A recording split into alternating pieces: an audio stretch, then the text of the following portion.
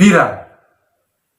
Pertengahan September kemarin kita digegerkan dengan sebuah video yang beredar di media massa, di mana seorang perempuan diculik oleh sekelompok orang. Banyak keterangan yang beredar di media massa bahwa peristiwa tersebut merupakan tradisi kawin tangkap. Pertanyaannya, apakah ini sebuah tradisi? Apakah ini merupakan kebudayaan? Apakah ini tidak melanggar hak asasi manusia? Apakah ini tidak melanggar hukum-hukum atau undang-undang yang berlaku di Indonesia? Mari kita pelajari bersama. Apa yang melatar belakangi sehingga kawin tangkap dianggap sebagai suatu budaya atau ritual oleh masyarakat Sumba? Perlu kita pahami terlebih dahulu bahwa kebudayaan adalah seluruh sistem gagasan, kegiatan ataupun hasil dari karya yang memiliki nilai-nilai, pandangan kehidupan, serta tujuan yang dapat diterima sebagai kebenaran maupun hal baik.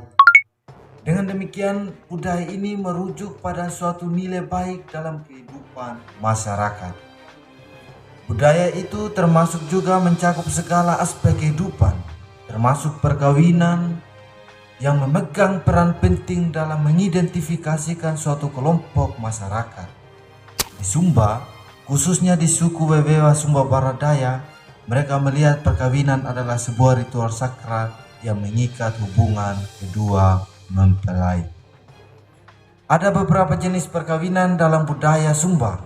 Salah satu yang menyita perhatian adalah wenda mamaine atau kawin tangkap.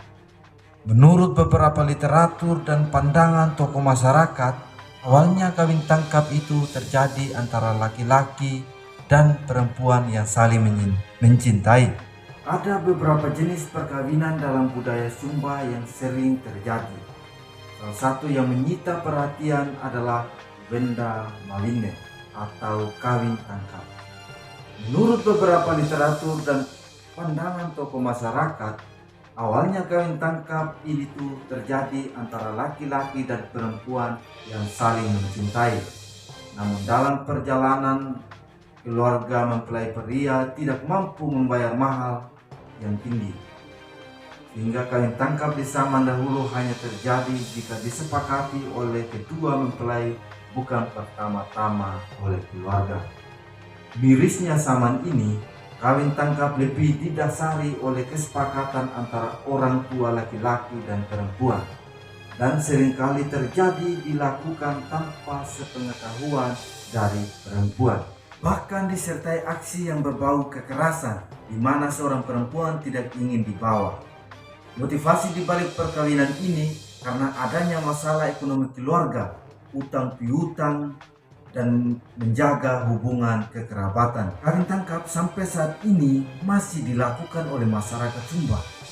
Dalih budaya seringkali menjadi legitimasi untuk membenarkan tindakan mereka. Namun, pola pikir masyarakat yang sudah mulai modern memberanikan banyak kalangan untuk melontarkan kritik terhadap kebudayaan ini dengan alasan telah mendiskriminasikan perempuan.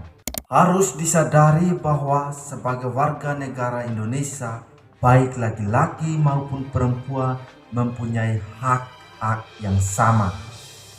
Kesetaraan gender telah menjadi isu yang relevan sejak zaman dahulu, dan salah satu perempuan yang berjuang untuk hak-hak perempuan adalah Raden Ajeng Kartini. Kartini melalui karya-karya seperti Habis Gelap Terbitlah Terang mengungkapkan keprihatinannya terhadap ketidaksetaraan gender, khususnya di kalangan perempuan Jawa pada masanya. Dia berusaha mengatasi tradisi yang menghambat perempuan seperti larangan untuk belajar di sekolah dan pernikahan paksa.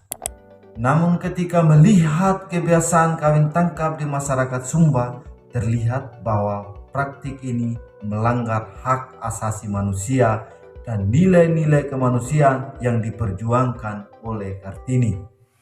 Perempuan yang menjadi korban kawin tangkap diperlakukan dengan kejam, dipaksa, dan bahkan mengalami pelecehan fisik.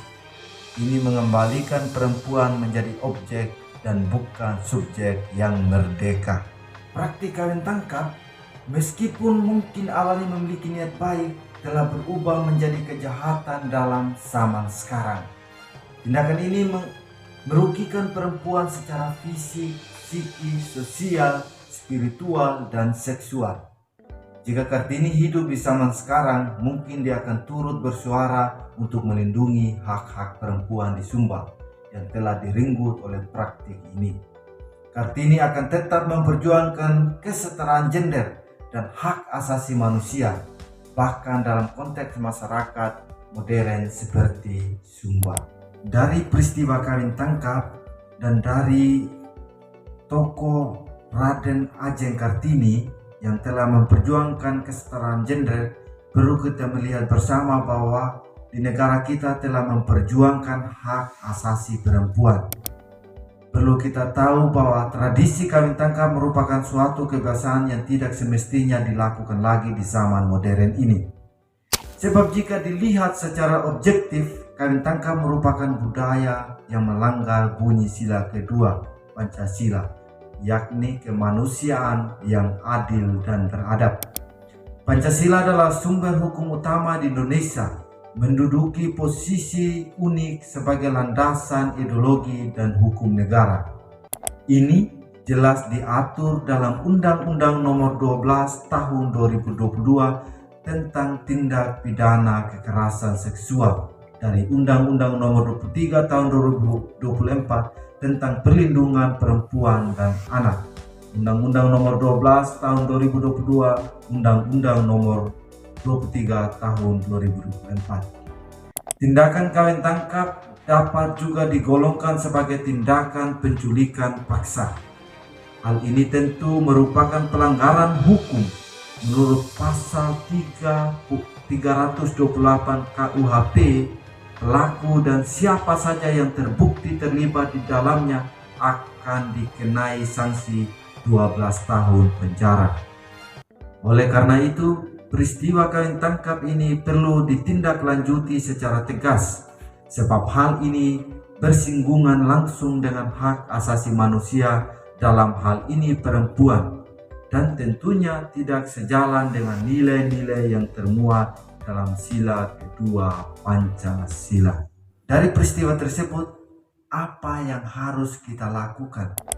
Tentunya kita tahu bersama bahwa peristiwa tersebut tidak dapat dibenarkan karena telah merusak atau telah melanggar hukum-hukum negara. Maka menjadi perhatian bersama untuk kita lihat bahwa apa yang harus kita lakukan.